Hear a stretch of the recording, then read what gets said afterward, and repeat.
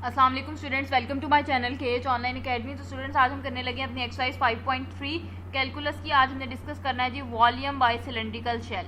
Cylindrical shell का हम volume कैसे फाइंड करते हैं इस एक्सरसाइज में हम ये देखेंगे। तो चलें जी स्टार्ट करते हैं। ये आपके पास एक सिलेंडर है, ये सिलेंडर का आउटर पोर्शन है, इसी तरह ये सिलेंडर का आउटर पोर्शन है और ये सिलेंडर का इनर पोर्शन है। आपको पता है कि छोटी क्लासेस में पढ़ते हैं कि जब भी आप सिलेंडर की बात करते हैं उसके दो आउटर फेस होते हैं। बिल्कुल उसी तरह ये इसका आउटर फेस है और ये इसका आउटर फेस है, और ये जो अंदर वाला पोर्शन है ये आपके पास उसका इनर पोर्शन है। तो आउटर पोर्शन का ये रेडियस है R1, इनर पोर्शन का रेडियस ये है R2।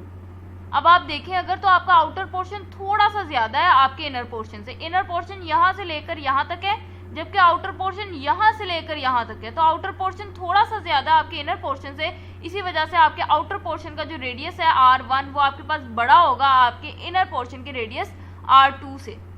और ये R1 से लेकर R2 तक जो डिस्टेंस है वो बेसिकली आपको बता रहा है कि आपका सिलेंडर कितना थिक है, उसकी विड्थ कितनी है, वो कितना मोटा है, कितना चौड़ा है, उसकी चौड़ाई को बता रहा है। तो उसको हमने डेल R से डिनोट किया। ये एज जो है आपकी सिलेंडर की आल्टीट्यूड है, आल्टीट्यूड मीन्स हाइट है। अब आप एक चीज का ध्यान रखेंगे, ये हाइट जो है आपकी अबाउट y एक्सिस है। ये जो वर्टिकली आपके पास लाइन होती है वो अबाउट y एक्सिस है, हॉरिजॉन्टली लाइन आपकी x एक्सिस को शो करती है। एज जो है वो आपकी y एक्सिस के अबाउट है। y एक्सिस के अबाउट होने का क्या मतलब है कि ये y के पॉइंट्स बता रहा है आपको। यहाँ पे मैं क्लियर करती जाऊं। देखिए, जैसे आपके पास एक पॉइंट है 2, 3,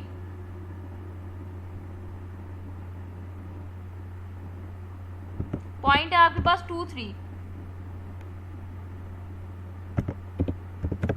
ये 2 जो है आपके x एक्सिस को डिनोट करता है, 3 आपके y एक्सिस को, y के पॉइंट को डिनोट कर रहा है। ये आपका x का कोऑर्डिनेट, ये आपका y का कोऑर्डिनेट। इस 2 को आप अपने x एक्सिस के अबाउट देखते हो, इस हॉरिजॉन्टल लाइन के अबाउट आप देखते हो आपका 2 कहाँ मिलेगा, और 3 को आप अपने वर्टिकल एक्सिस के अबाउट देखते हो, वर्टिकल लाइन के अबाउट देखते हो कि आपका पॉइंट 3 कहाँ मिलेगा। तो 3 बेसिकली आपके y के पॉइंट्स को शो कर रहा है और 2 जो है आपके x के पॉइंट को शो कर रहा है। तो इसी तरह ये एज जो है ये आपके y के पॉइंट्स को शो कर रहा है। y के पॉइंट्स को शो करने का क्या मतलब है, एज आपके y के पॉइंट्स को शो कर रहा है, y के पॉइंट्स को शो कर रहा है। तो y हमारा बेसिकली होता क्या है, f ऑफ x। y आपका क्या होता है, f ऑफ x। बताने का मतलब कि ये एज जो है बेसिकली जो आपका आल्टीट्यूड है, वो जो आपको फंक्शन x का गिवन होता है उसको हम कहते हैं आल्टीट्यूड।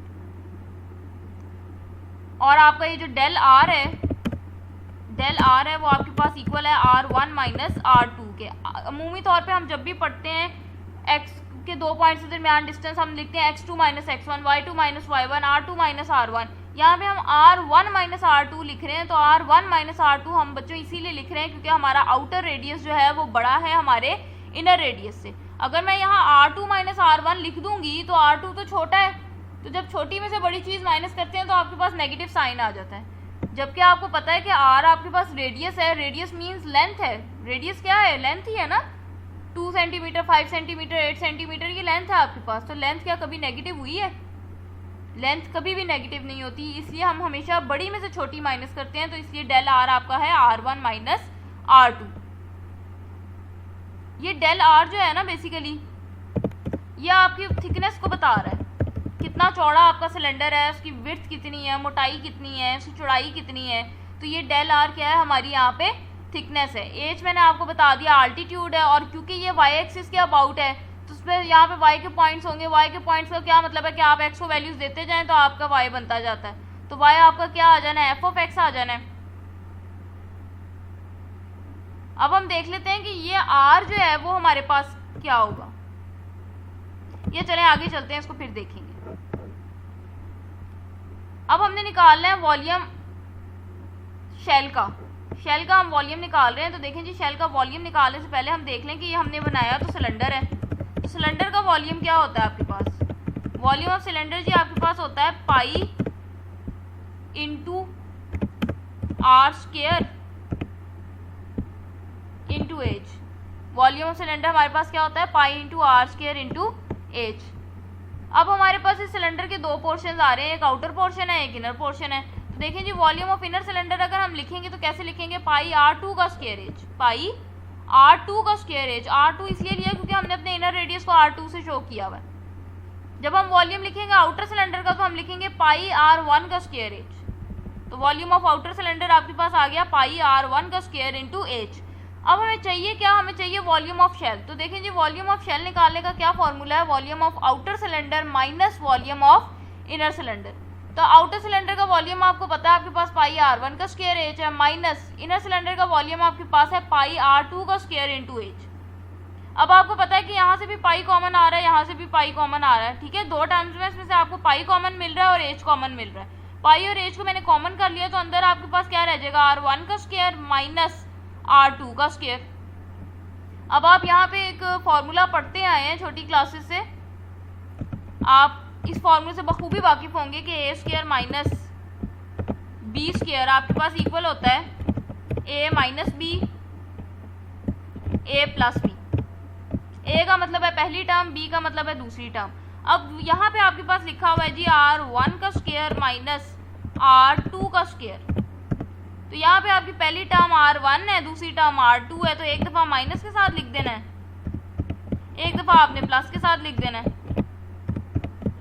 तो यहाँ पे मैंने बिल्कुल यही काम किया है, इस R1 का स्क्वायर माइनस R2 के स्क्वायर को मैंने एक दफ़ा माइनस के साथ लिख दिया, एक दफ़ा मैंने प्लस के साथ लिख दिया। अभी मैं आपको ऊपर बता के आई हूँ कि R1 माइनस R2 आपका है क्या, आपका डेल R है। R1 माइनस R2 आपका क्या है, डेल R है, ठीक है जी। तो इस R1 माइनस R2 की जगह पे हमने पुट कर देना डेल R।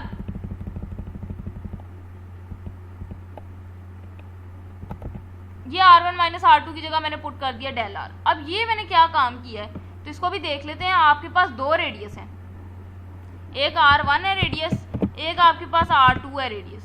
तो दो चीज़ों की एवरेज निकालनी हो तो कैसे निकालते हैं, दो को प्लस करके 2 पे डिवाइड।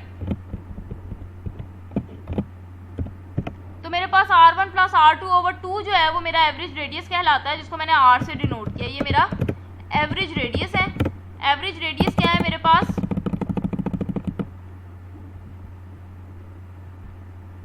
ये R जो है हमारा एवरेज रेडियस है, और एवरेज रेडियस क्या है R1 प्लस R2 ओवर 2। अब मेरे पास R1 प्लस R2 तो लिखा हुआ था, 2 नहीं था, तो 2 से मैंने इसको मल्टीप्लाई भी कर दिया, 2 से मैंने इसको डिवाइड भी कर दिया। तो मेरे पास ये क्या बन गया, 2 पाई एच, ये 1 ओवर 2 R1 प्लस R2, ये आपका बन गया R, और ये R1 माइनस R2 आपका बन गया डेल R। तो आपका वॉल्यूम ऑफ शेल क्या आया, 2 pi h R into del R।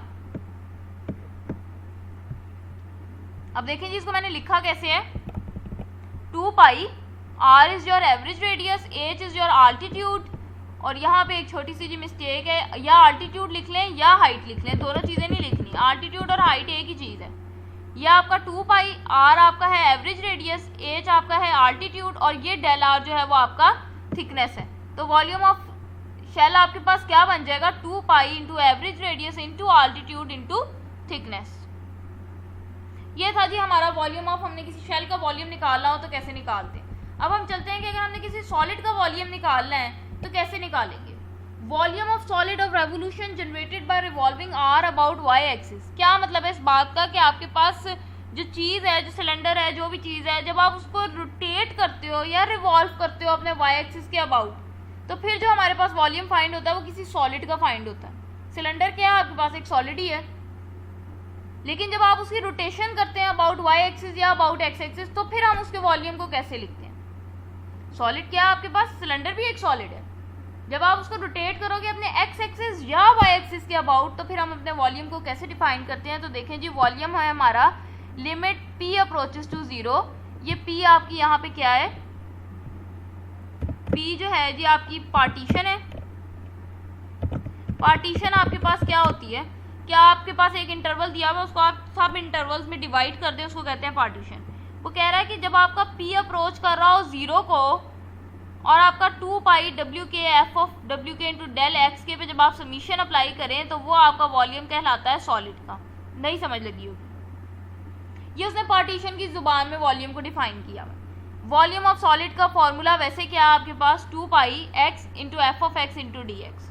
Volume of solid का फॉर्मूला क्या है, 2 pi x f of x d x. और ये ए टू बी आपके पास क्या है, ये आपको इंटरवल दिया होगा एक, ए आपकी लोअर लिमिट है, बी आपकी अपर लिमिट है। तो ए टू बी आपकी इंटरवल की लेंथ आ जाती है, और साथ फॉर्मूला है 2 pi x into f of x into d x. ये उसने पार्टीशन की जुबान में लिखा हुआ है, आपको नहीं समझ लगती इसको स्किप कर दें, बस इसको थोड़ा सा ऑब्जेक्टिव पॉइंट ऑफ व्यू से आपने याद रखना है कि ये समीशन की जगह आ जाता है आपका इंटीग्रल, ये 2 पाई वैसे ही w को आपने रिप्लेस कर देना है अपने x से, तो जब w को यहाँ पे रिप्लेस करेंगे x से ये x आ जाएगा, w को रिप्लेस करेंगे x से ये बन जाएगा f ऑफ x, और डेल x को जब आप रिप्लेस करेंगे, डेल x भी आपकी थिकनेस है, dx भी आपकी थिकनेस है, तो डेल x की जगह आपका आ जाएगा dx। इस तरह से लिख लें या इस तरह से लिख लें, ये समीशन आपके इंटीग्रल को शो कर रहा होता है, कोई फर्क नहीं पड़ता। ठीक है, थोड़ा सा हम देख लेते हैं कि ये पार्टीशन हमारे पास क्या है। जैसे मेरे पास एक इंटरवल है 2 से लेकर 6 तक, 2 से लेकर आपके पास 6 तक इंटरवल है, इसका स्टार्टिंग पॉइंट क्या है 2, तो a मेरा 2 हो गया, इसके अंदर 3 भी है, इसके अंदर 4 भी है, इसके अंदर 5 भी है, इसके अंदर 6 भी है, 6 पे मेरा इंटरवल जो है क्लोज हो जाता है। तो मेरा a क्या है 2, b क्या है मेरा 6। अगर मैंने इस इंटरवल को सब डिवाइड करना है छोटे छोटे इंटरवल्स में, तो कैसे करेंगे, एक इंटरवल मेरे पास 2 3 आ जाना है, एक इंटरवल मेरे पास आ जाना है 3 4, एक इंटरवल मेरे पास आ जाना है 4 5, एक इंटरवल मेरे पास आ जाना है 5 6। ये पार्टीशन है इस इंटरवल की, 2 6 की पार्टीशन क्या है 2 3 3 4 4 5 5 6।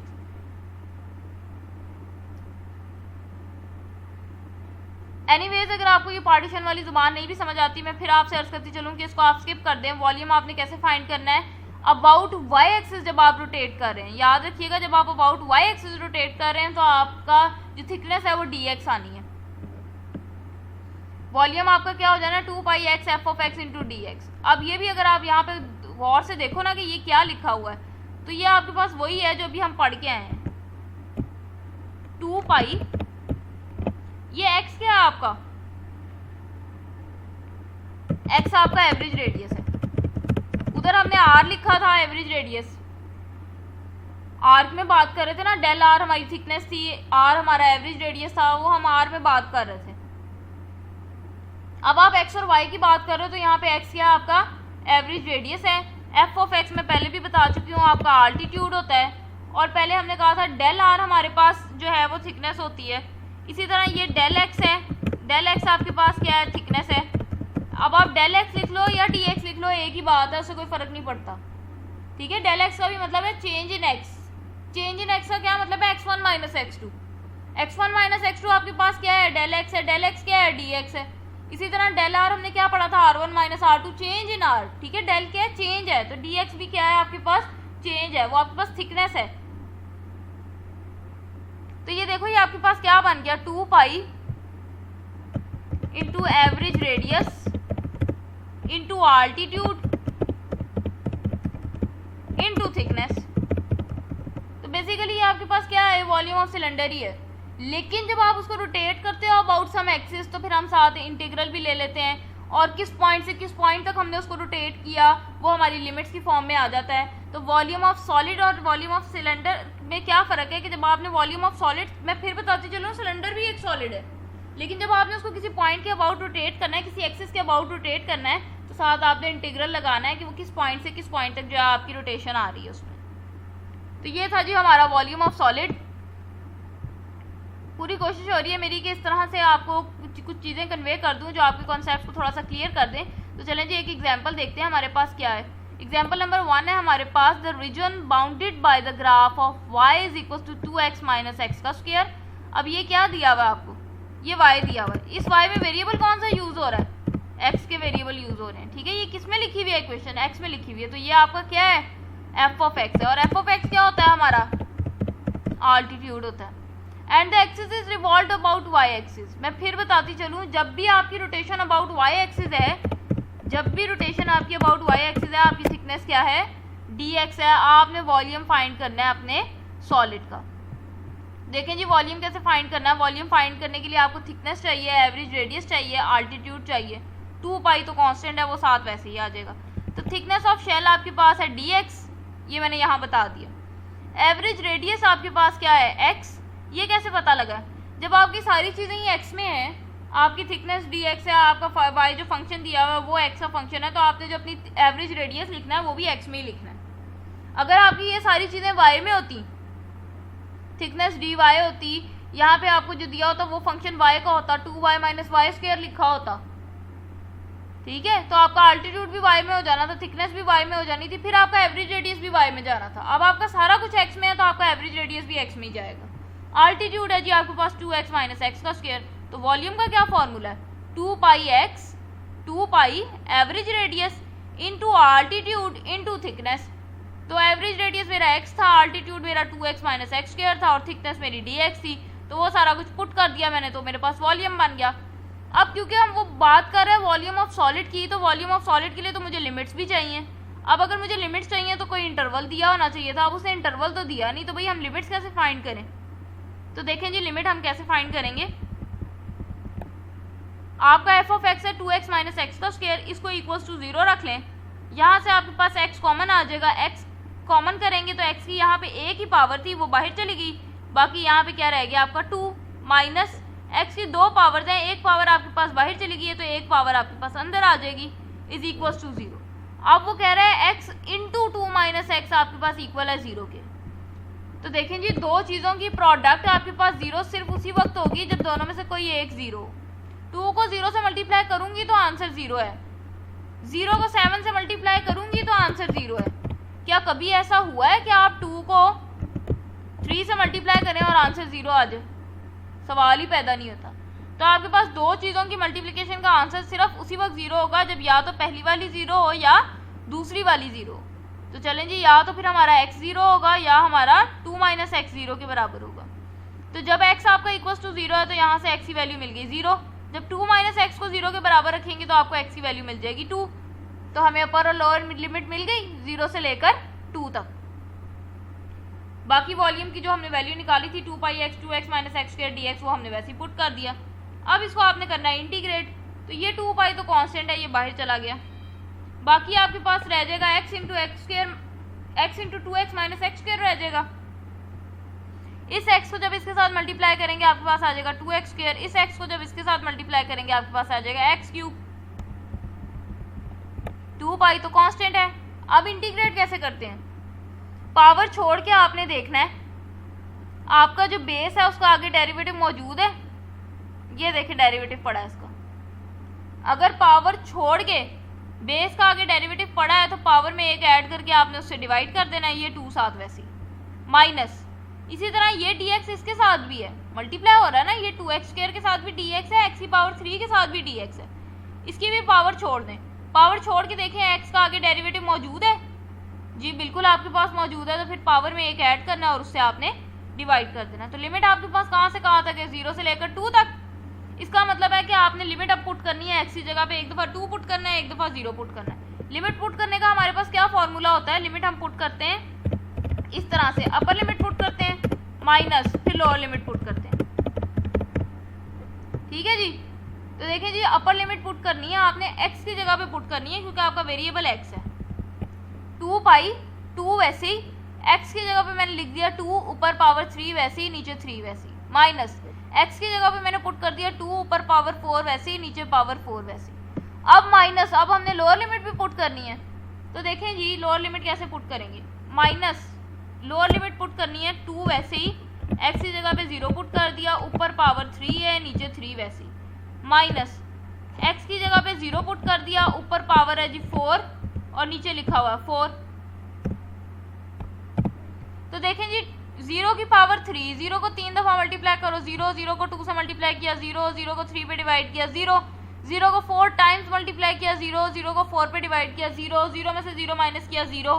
तो ये आपकी जो लोअर लिमिट है उसका आंसर 0 हो जाता है, इसी वजह से मैंने वो यहाँ पर नहीं लिखी थी। अब देखें जी 2 का क्यूब आपके पास 8, 8 2s आर 16/3, 2 की पावर 4 16, तो ये आ जाएगा जी 16/4। अब आपको पता है कि 4 और 3 का आपके पास एलसीएम क्या होता है, 4 और 3 का एलसीएम आपके पास है 12। जो एलसीएम आया उससे आप अपनी ये पहली टर्म भी मल्टीप्लाई कर दो, उससे आप अपनी दूसरी टर्म भी मल्टीप्लाई कर दो, तो ये 3 1s are 3, 3 4s are 12, 4 16s are 64, minus 4 1s are 4, 4 3s are 12, तो 16 3s आर 48। 64 में से जब आप 48 माइनस करेंगे आपके पास आ जाएगा 16/12। तो कटिंग कर दो, 4 3s are 12, 4 4s are 16, 4 2s are 8, 5/3। तो ये जो 8 5/3 है ये हमारे रिजल्टिंग सॉलिड का वॉल्यूम है, ठीक है जी। अब हम चलते हैं अपनी एग्जांपल नंबर 2 की तरफ। तो देखते हैं जी एग्जांपल नंबर 2 क्या है हमारे पास।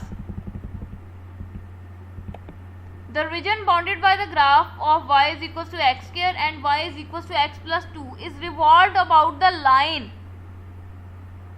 पहले वो किसी एक्सिस के अबाउट रोटेट कर रहा था, अब वो कह रहे हैं कि वो रिवॉल्व कर रहा है किसी लाइन के about. Set up the integral for the volume of the resulting solid. वो कह रहा है कि जी अब आपने जो है वॉल्यूम निकालना है सॉलिड का, इंटीग्रल सेट करेंगे, कैसे बनेगा आपका इंटीग्रल. तो पहले तो देखिए जी आपके पास y दिया हुआ है एक्स स्क्वायर और y दिया हुआ है x प्लस 2. दो इक्वेशंस दी हुई है, एक x का स्क्वायर दी हुई है, एक आपके पास x प्लस 2 दी हुई है. और लाइन उसने कहा है कि आपका जो y is equal to x square है और y is equal to x plus 2 है, ये जो दो इक्वेशंस हैं ये रिवॉल्व हो रही हैं अबाउट द लाइन. तो बच्चों लाइन की इक्वेशन क्या होती है, y is equal to m x plus c. Line की इक्वेशन क्या होती है, y is equal to m x plus c. उसने आपको लाइन क्या दी हुई है, x इज इक्वल टू 3 दे दी है, तो इसको मैं लिख सकती हूँ x माइनस 3. ठीक है, ये 3 यहाँ प्लस हो रहा है, इधर आएगा माइनस हो जाएगा.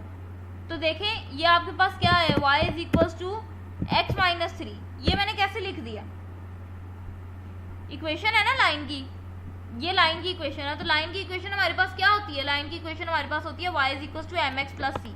ये हमारे पास लाइन की इक्वेशन है, y is equal to m x plus c. तो आप यहाँ से देखो तो इस हिसाब से आपका m क्या है, x के साथ जो लिखा होता है वो m है, तो m यहाँ पे क्या हो जाना है 1, और c आपका क्या है -3.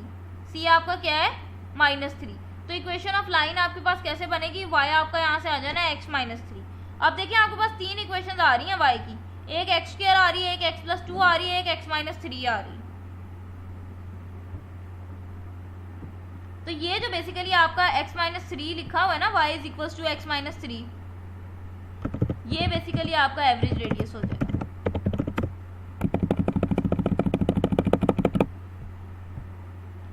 आपका एवरेज रेडियस जो है वो आपके पास आ जाना है x माइनस 3. एवरेज रेडियस हमारे पास होता था x, जब हम किसी एक्सिस के अबाउट रिवॉल्व कर रहे होते थे, किसी पॉइंट के अबाउट रिवॉल्व कर रहे होते हैं. मतलब आप y एक्सिस के अबाउट रिवॉल्व कर रहे हो तो कोई एक पॉइंट ही होगा ना, y3 है, x4 है, y7 है, इसके पॉइंट पे आप रिवॉल्व कर रहे हो.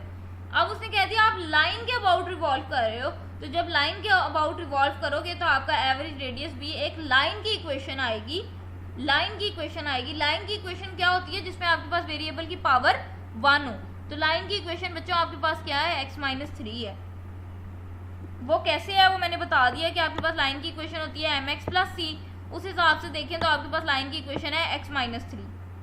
तो आपका एवरेज रेडियस बन जाना है x माइनस 3.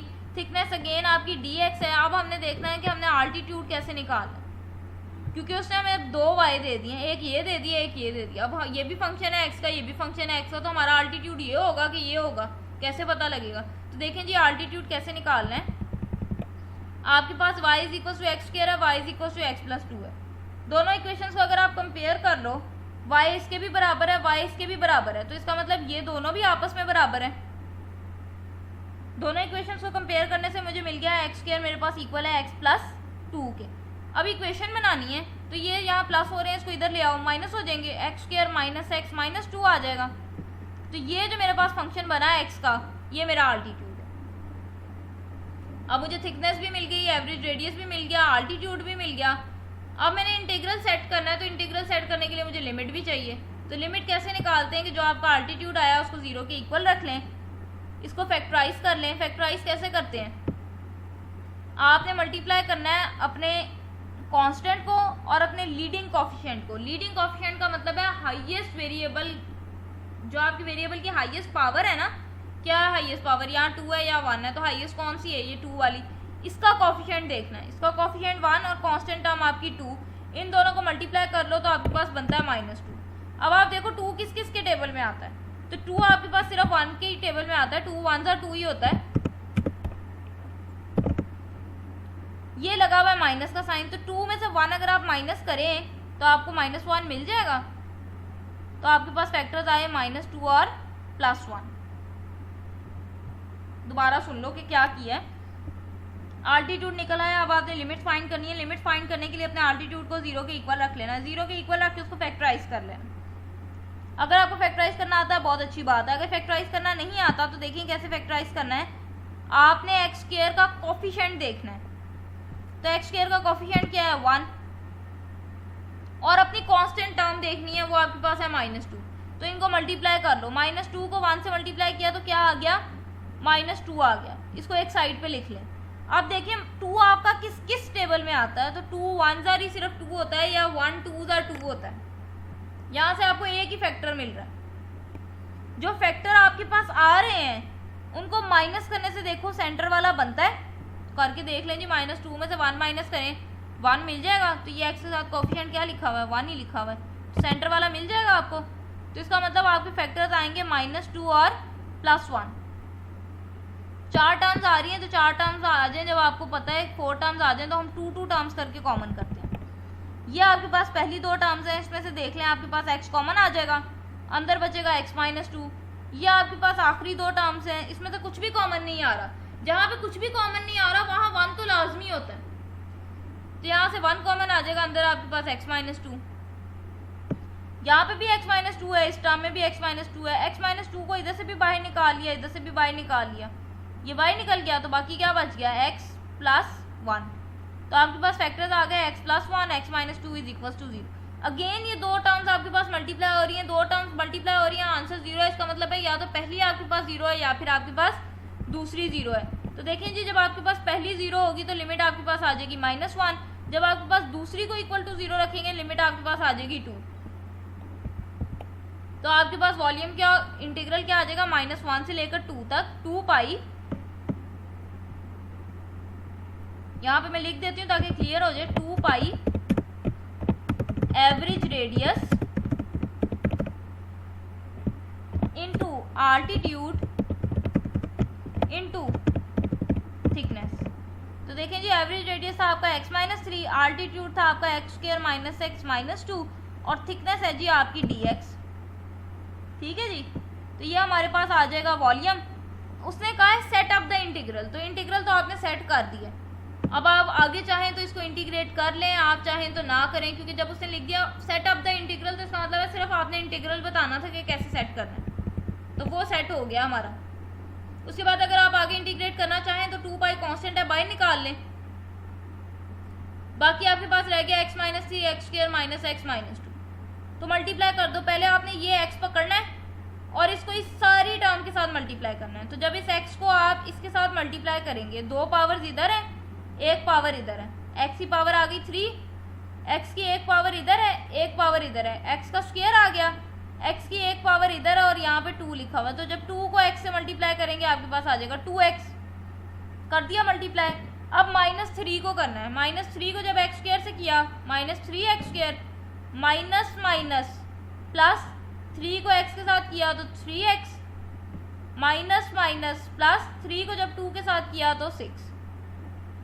ठीक है, -1 से 2 आपका आ गया x³ - x² - 2x - 3x को square plus 3x plus 6 into dx। अब ये बेसिकली क्या है आपके पास, 2 पाई तो है ही है, लिमिट भी है। आपको बस मैं एक चीज़ समझाने की कोशिश कर रही हूँ कि ये x³ के साथ भी आपका dx है, x² के साथ भी आपका dx है, 2x के साथ भी आपका dx है, 3x² के साथ भी आपका dx है, प्लस 3x के साथ भी आपका dx है, प्लस 6 के साथ भी आपका dx है। ठीक है, ये dx इन सब के साथ है। तो आप देखो ये पावर छोड़ दो, पावर छोड़ के देखो x का आगे डेरिवेटिव पड़ा है, x का डेरिवेटिव क्या है, dx है। dx का क्या मतलब है कि x का डेरिवेटिव, x का आगे डेरिवेटिव पड़ा तो पावर में एक ऐड किया उससे डिवाइड। इसी तरह x² है, पावर छोड़ दो, पावर छोड़ के देखो आगे डेरिवेटिव पड़ा है, पावर में एक ऐड किया उससे डिवाइड। 2 कांस्टेंट है, 2 को साइड पे कर दें, 2 ने साथ वैसे ही रहना है। x को देखें, x का आगे डेरिवेटिव पड़ा है तो यहाँ x की पावर आपके पास 1 है, पावर में एक ऐड किया, जो रिजल्ट बनता है उससे डिवाइड। 3 कांस्टेंट है, उसको छोड़ दो, उसने साथ रहना ही रहना है। x की पावर लिखी हुई है 2, पावर छोड़ के आप देखो x का आगे डेरिवेटिव पड़ा है, पावर में एक ऐड किया उससे डिवाइड। 3 कांस्टेंट है, इसको साइड पे कर दें, x की यहाँ पे पावर 1 है, पावर को छोड़ दें, पावर छोड़ के देखें x का आगे डेरिवेटिव पड़ा है, पावर में एक ऐड किया उससे डिवाइड। अब ये लिखा हुआ है 6 dx, 6 तो कांस्टेंट है, आपके इंटीग्रेशन से बाहर चला जाना है। 6 आपका कांस्टेंट है, ये इंटीग्रल से बाहर चला जाना है, 6 इंटू इंटीग्रल आ जाएगा। यहाँ मुझे थोड़ा सा इंटीग्रल का साइन डालना मुश्किल है इसलिए मैंने इंटीग्रल लिख दिया, बाकी रह जाना है dx। तो आपको पता है कि इंटीग्रल और डेरिवेटिव आपके पास एंटी होते हैं, इंटीग्रल और ये d आपस में एंटी हैं, ये दोनों कट जाएंगे, आपके पास क्या रह जाना है x, तो ये बचेगा 6 और x, तो ये आ गया जी 6x। अब आपने अपर लिमिट पुट करनी है और लोअर लिमिट पुट करनी है, तो क्या फॉर्मूला है, upper limit minus lower limit. पहले एक दफ़ा अपर लिमिट पुट कर लें, फिर माइनस, फिर लोअर लिमिट पुट कर लें। तो देखें जी कैसे पुट करनी है।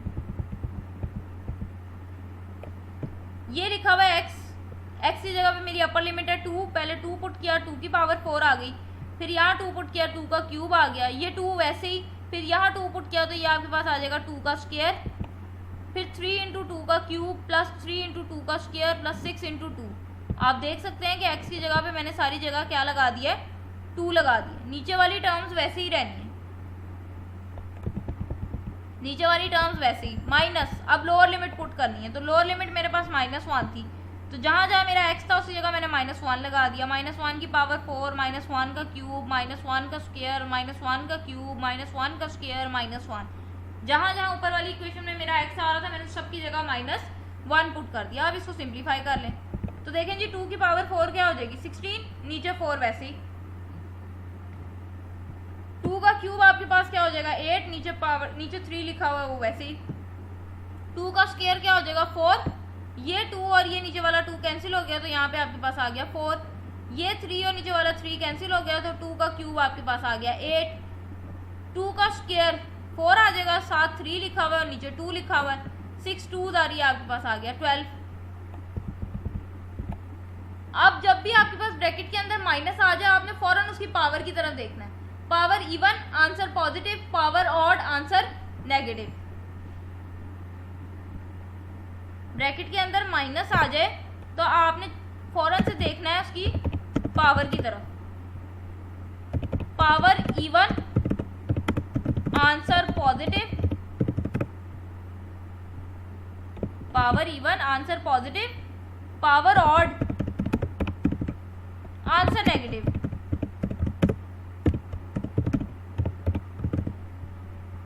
ठीक है जी, तो देखें जी मेरे पास पावर इवन थी, आंसर मैंने लिख दिया +1, पावर ऑड थी, आंसर आया -1, पावर इवन थी, आंसर आया +1, पावर ऑड थी, आंसर आया -1, पावर इवन है, आंसर आया +1, और ये प्लस माइनस माइनस 6 1 जार 6।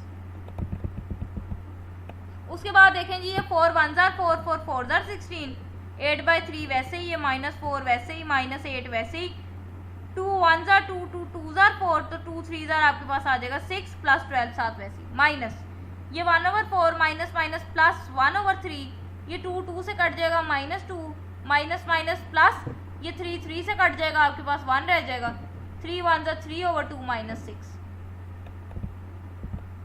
अब आप देख सकते हैं कि ये प्लस का 4 है, ये माइनस का 4 है, ये माइनस का 1 है, ये प्लस का 1 है, कैंसिल हो गया। आपके पास यहाँ आ रहा है 4 3 और 2, तो ये मैंने लिया है 4 3 और 2 का एलसीएम। तो देखें जी 4 3 और 2 का एलसीएम आपके पास क्या आता है, 2 2 जार 4 4 3 जार 12, तो इस पोर्शन का मेरे पास एलसीएम क्या आ जाएगा 12, और यहाँ 3 है, बाकी सबके नीचे 1 है, तो यहाँ का एलसीएम आपके पास क्या आ जाना है 3 आ जाएगा। 3 से इधर भी मल्टीप्लाई कर दें, 3 से इधर भी मल्टीप्लाई कर दें, 3 से इधर भी मल्टीप्लाई कर दें, 3 से इधर भी मल्टीप्लाई कर दें, ऐसे ही करते हैं ना, जो आपका एलसीएम आता है उससे अपनी हर टर्म को मल्टीप्लाई कर देते हैं। 3 से इधर भी मल्टीप्लाई कर दिया, 3 से इधर भी मल्टीप्लाई कर दिया, 3 से इधर भी मल्टीप्लाई कर दिया, 3 से इधर भी मल्टीप्लाई कर दिया, और 3 से इधर भी मल्टीप्लाई कर दिया। ये 3 और 3 कैंसिल हो जाना, ऊपर बचना है 8, ये आपके पास है जी, ये तो 4 कैंसिल हो गया, सॉरी इसके साथ तो लिखने की जरूरत ही नहीं है क्योंकि ये आपका 4 जो है वो कैंसिल हो गया।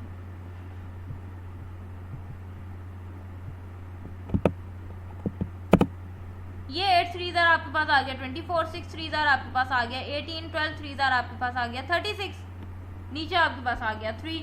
अब यहाँ पे आपको पता है 4 3 और 2 का एलसीएम आना है 12, तो 12 से मल्टीप्लाई कर दें, इधर भी 12 से मल्टीप्लाई कर दें, इस टर्म को भी 12 से मल्टीप्लाई कर दें, अपनी इस टर्म को भी 12 से मल्टीप्लाई कर दें, अपनी इस टर्म को भी।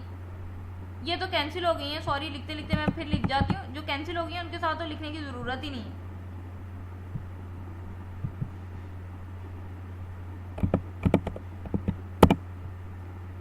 मल्टीप्लाई कर देंगे हम अपनी इस टर्म के साथ भी, और 12 को मल्टीप्लाई कर देंगे इसके साथ। ठीक है जी।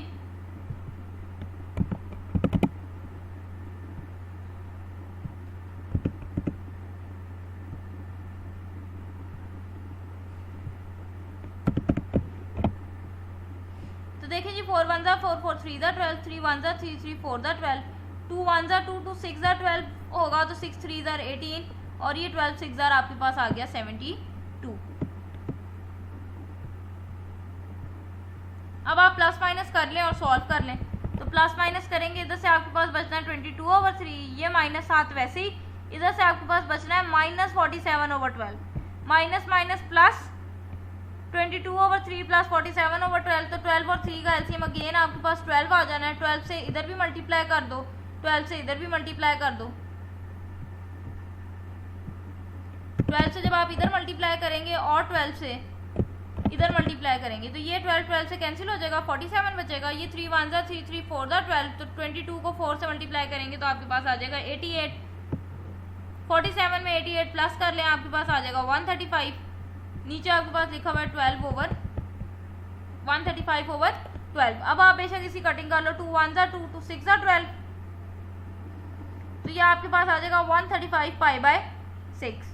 उसके बाद आगे शायद ये आपका 3 पे भी कट हो जाए, सिंप्लीफाई करके कटिंग करके आंसर लिखना चाहें तो आप लिख सकते हैं। ये थी जी हमारी एग्जाम्पल नंबर 2। अब हम चलते हैं अपनी एग्जाम्पल नंबर 3 की तरफ। आप देखिएगा एग्जाम्पल नंबर 3 को, उसने कहा है the region in the first quadrant bounded by the graph of the equation x = 2y³ - y4। अब देखो उसने क्या दे दिया, उसने आपको x दे दिया, फंक्शन किसका है x, y का। x किसका फंक्शन दिया हुआ है उसने, y का दिया हुआ है, तो ये आपका क्या है, आल्टीट्यूड है।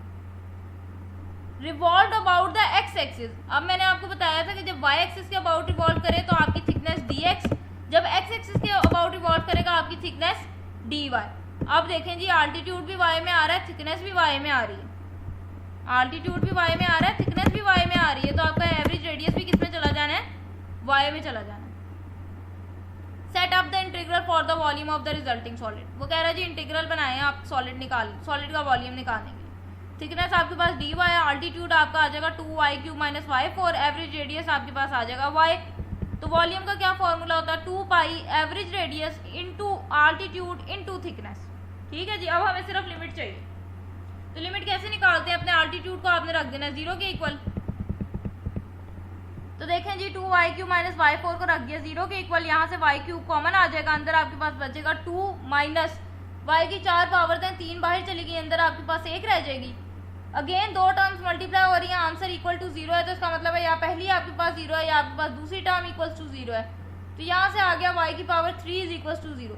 अब आप यहाँ पे दोनों तरफ क्यूब रूट ले लो। क्यूब रूट लेने का क्या मतलब है कि दोनों तरफ पावर 1/3 ले लो। y की पावर लिखी हुई है 3, आप इधर भी पावर 1/3 ले लें,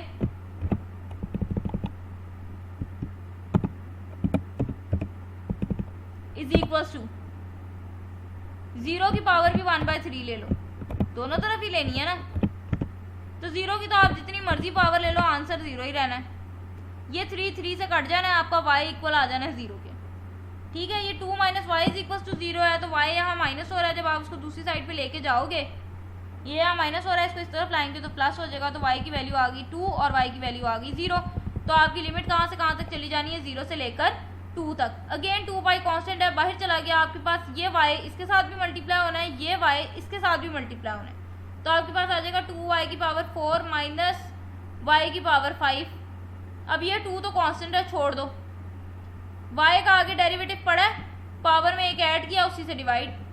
y का आगे डेरिवेटिव पड़ा है, पावर छोड़ के देखना है, आगे डेरिवेटिव पड़ा है, पावर में एक ऐड किया, उससे डिवाइड। अब लिमिट आपकी जा रही है 0 से 2, एक दफ़ा अपर लिमिट पुट करनी है माइनस, दूसरी दफ़ा लोअर लिमिट पुट करनी है, y की जगह पुट करनी है, क्योंकि अब आपका वेरिएबल क्या है, y है। ये लें जी 2 y की जगह 2 पुट कर दिया, 2 की पावर 5/5 माइनस 2 की पावर 6/6। जब आप लोअर लिमिट पुट करेंगे, यहाँ भी 0 हो जाएगा, यहाँ भी 0 हो जाएगा, तो वो लोअर लिमिट का आंसर 0 हो जाना है, इसलिए मैंने यहाँ पुट नहीं की।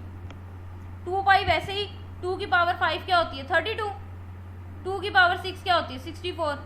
तो ये 2 ये वाला 2 साथ वैसे ही 2 की पावर 5 की जगह मैंने लिख दिया 32, 2 की पावर 6 की जगह आ गया 64, 32 2 उधर क्या होता है 64, 64 इधर भी है, 64 इधर भी है, 64 मैंने बाय निकाल लिया, ठीक है 64 मैंने बाय निकाल लिया। तो 6 और 5 का एलसीएम क्या आ जाना है 30,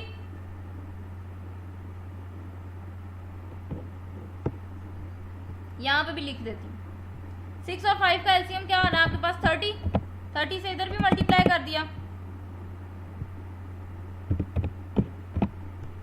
30 से इधर भी मल्टीप्लाई कर देना है,